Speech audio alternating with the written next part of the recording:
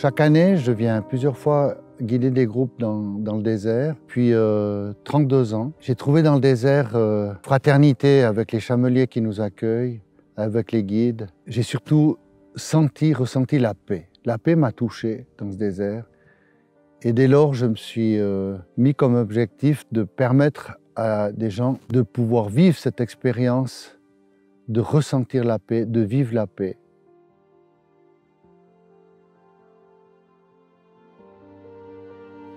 Alors moi, c'est une première pérégrination soufie qui m'a menée la première fois dans le désert. Et l'expérience m'a tellement transcendée que j'ai eu tout de suite envie de recommencer. Et quand Jean-Pierre m'a parlé de ce groupe avec Xavier qui repartait quelques semaines plus tard, j'ai pas hésité une seule seconde. Et je me suis lancée dans cette deuxième aventure. J'ai trouvé d'autres expériences très inattendues auxquelles je m'attendais pas, que je m'attendais pas à trouver et qui ont rendu l'expérience encore plus riche. Mais je pense que ce que je retire le plus de cette deuxième expérience, c'est la cohérence divine que j'ai trouvée dans chacune de ces réponses, quelle que soit la confession de chacun ou la philosophie de chacun. C'est cette unicité qui a contribué à alimenter cette petite étincelle que j'étais venue attiser.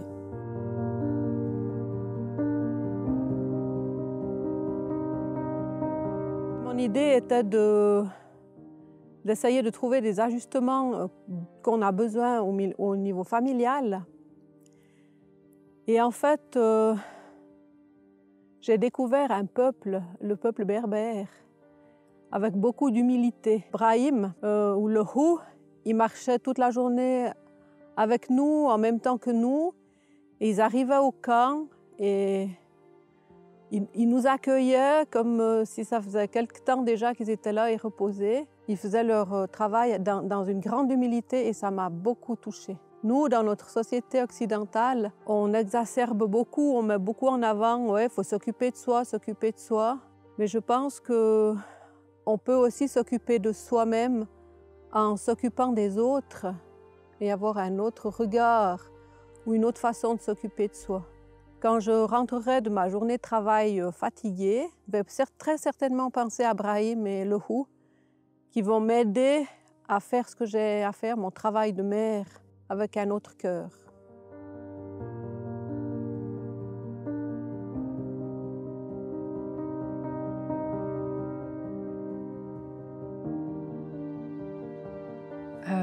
Je suis venue ici dans le but de me réapproprier mon âme et mon corps. Et puis j'ai trouvé des réponses à mes questions.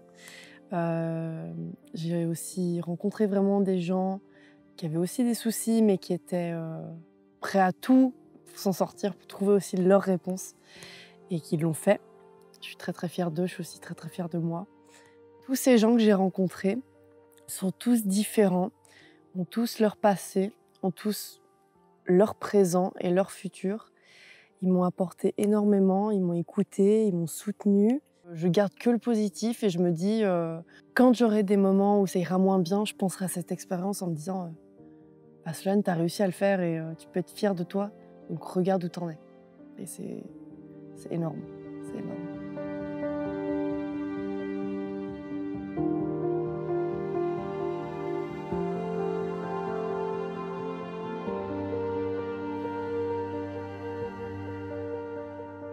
J'adore cette sensation de marcher dans le désert. Moi, ici, je me ressens comme un poisson dans l'eau. J'aime la marche, j'aime l'effort physique, cette sensation de marcher sous la chaleur. C'est dur, mais ça me vide totalement l'esprit. Après quelques minutes de marche, je me mets en route, ça devient automatique et puis je marche. Je pourrais marcher des heures, des heures, des heures. J'adore ça.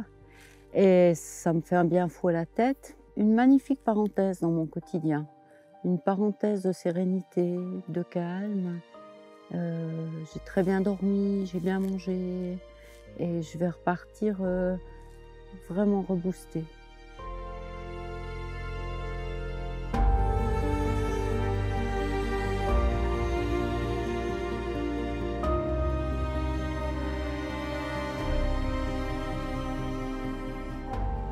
Au début, je suis venue en lâchant prise et sans rien attendre de ce voyage.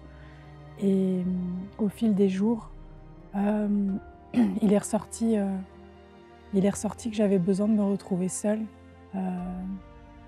pour pouvoir vivre intensément et trouver des réponses à mes questions.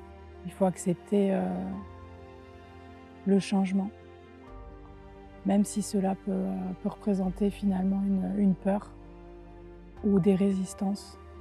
Et je serai entièrement reconnaissante d'avoir ouvert mon cœur. Je trouve qu'il y a quelque chose de magique dans le désert, quelque chose qu'on ne peut pas toucher. Dans le désert, on n'est pas confronté aux incitations, cette douceur, le silence, le lien qu'on peut avoir entre chaque être humain, qu'on perd dans la société d'aujourd'hui. Dans notre éducation, fait perdre nos repères. Et le désert permet de retrouver ces repères-là. Le désert, ça nous permet d'apprécier le moment présent. On n'apprécie plus chaque instant, quoi. Une semaine, ça n'a plus que 3 ou 4 heures. Alors que dans le fond, ça en a bien plus. Ici, on vise 24 heures sur 24. C'est beau, même la nuit, on se réveille, on voit les étoiles dans le ciel. On se dit, waouh, majestueux ce ciel.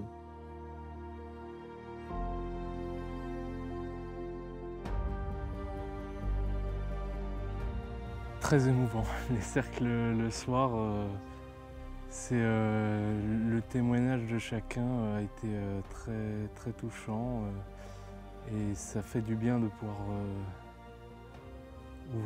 s'ouvrir et parler le cœur ouvert, se vider. D'entendre tous ces témoignages, ces difficultés qu'ils ont eues pendant plusieurs années, hein, certains. Et j'étais encore plus touché justement de les voir libérés et de nouveau souriants. Et ça, c'est quelque chose qui m'a fait très plaisir et qui me motive pour la suite. Je suis un papa, j'ai des enfants. Sur mon chemin de vie, avec mon épouse, nous avons pris aussi des fils et des filles de cœur. Et sur les années, de venir comme ça, pendant mes vacances, accompagner des gens dans le désert, ça nourrit mon sens de vie, ça nourrit mon cœur. Et les gens que j'accompagne, c'est eux qui me donnent beaucoup. Je reçois énormément. Et je suis porté par le groupe, par cette dynamique de groupe, pour inspirer mes enseignements, pour inspirer le choix des parcours, pour inspirer l'organisation après dans la pratique.